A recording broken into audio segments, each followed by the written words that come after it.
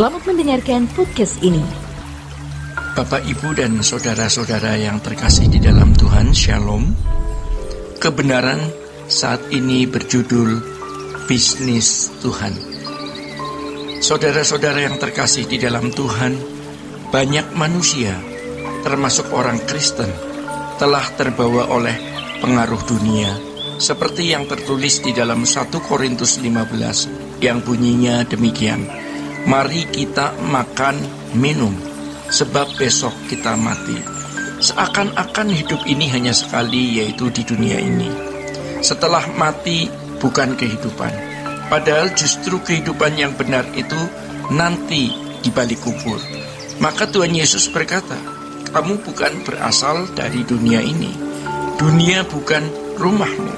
Sekalipun demikian, mereka masih nekat, ya, tidak mau mengerti, tetapi nanti kalau mati mau masuk surga. Memang tidak ada orang yang mau masuk neraka, tetapi mereka tidak sungguh-sungguh mau masuk surga. Mereka memandang masuk surga itu gampang karena sudah percaya Yesus. Ini menyesatkan, ya. Seharusnya kita senantiasa berbenah diri, yang menimbulkan perasaan krisis positif. Kalau aku di hadapan Tuhan, apa penilaian Tuhan terhadap diriku? Teolog bisa menilai Tuhan, menalarkan Tuhan, melogikakan Tuhan. Tetapi benarkah mereka benar-benar mengerti apa yang dipikirkan Tuhan? Banyak orang beralibi. Kalau bicara tentang Tuhan, ini hal yang tidak kelihatan. Coba baca Alkitab, tokoh-tokoh iman yang menjadi potret hidup orang-orang yang layak jadi manusia Allah. Mereka berurusan dengan Allah yang tidak kelihatan. Itu bukti nyata. Abraham bisa meninggalkan tanah air, keluarga, kampung halaman, ke negeri yang dia tidak tahu. Padahal lembah Sumeria pada zamannya adalah lembah yang paling subur dan metropolis. Di luar itu padang belantara. Namun Abraham dapat percaya kepada Yahweh, berurusan dengan yang tidak kelihatan. Saudara-saudara, contoh yang benar yaitu Tuhan Yesus yang terus berbicara mengenai Bapa. Lalu Paulus yang meneladani hidup Tuhan Yesus. Banyak orang Kristen yang sebenarnya belum bertemu Tuhan. Setiap kita harus benar-benar menemukan apa penilaian Tuhan terhadap diri kita. Pastikan Tuhan berkata, aku berkenan kepadamu. Kalau tidak, harus dikejar. Milikilah perasaan krisis. Jangan seperti orang-orang yang tidak peduli apa penilaian Tuhan terhadap dirinya. Untuk hal-hal fana saja tidak boleh, apalagi untuk kekekalan, ya. Jadi saudara-saudara, kalau kita berkata sikat dulu urusan belakangan menyangkut kekekalan, berarti kita sudah mati dan nanti di hadapan pengadilan Tuhan kita tidak bisa memperbaiki diri. Jangan anggap remeh hal ini. Kalau kita melamar di suatu kantor tetapi tidak diterima, masih ada peluang di kantor lain. Tetapi kalau tidak diterima Tuhan, mau kemana kita?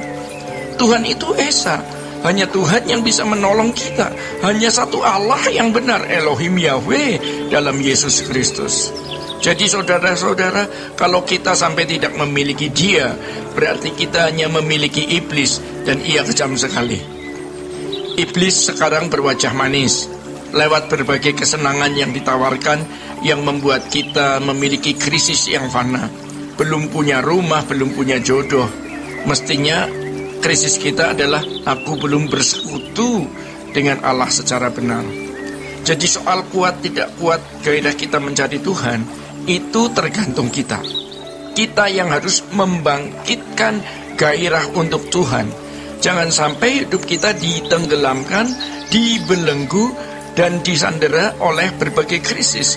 Kita harus membangkitkan perasaan krisis yang benar, yaitu Tuhan Yesus berkata, apa gunanya orang beroleh segenap dunia kalau jiwanya binasa? Sejatinya di dalam pernyataan ini Tuhan membangkitkan perasaan krisis. Apa gunanya kamu sukses karier, sukses studi, rumah tangga, tetapi kamu binasa? Atau orang-orang yang kau kasih dan dirimu terpisah di kekekalan, apa artinya? Jadi kalau kita masih bisa bersikap kurang ajar terhadap Tuhan, tidak menghargai nilai-nilai kekekalan dengan berbagai perasaan krisis yang hanya berorientasi kepada hal-hal fana, kita binasa. Saudara-saudara, Tuhan Yesus berkata, jangan takut, hai kawanan kecil. Bapamu berkenan memberi kerajaan itu kepadamu. Diteguhkan lagi oleh Yohanes 14 ayat 1 dan 2 yang bunyinya sebagai berikut. Janganlah gelisah hatimu, percayalah kepada Allah, percayalah juga kepadaku. Di rumah Bapakku banyak tempat tinggal.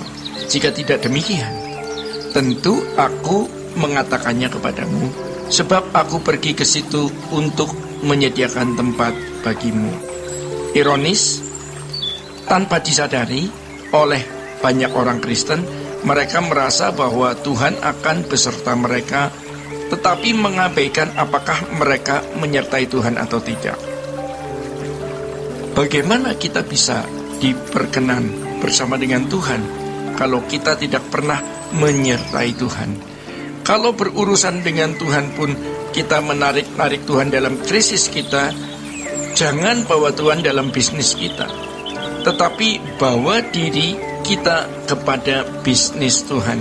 Bisnis Tuhan adalah mengubah kodrat kita agar kita layak masuk rumah Bapa, dimuliakan bersama-sama dengan Tuhan Yesus. Maka alami perjumpaan dengan Tuhan, supaya kita memiliki perasaan krisis yang benar. Jangan sampai tertutupi dengan berbagai krisis lain yang sementara, yaitu perkara-perkara fana. Saudara-saudara, kita tahu bahwa hidup tidak akan pernah bebas dari masalah.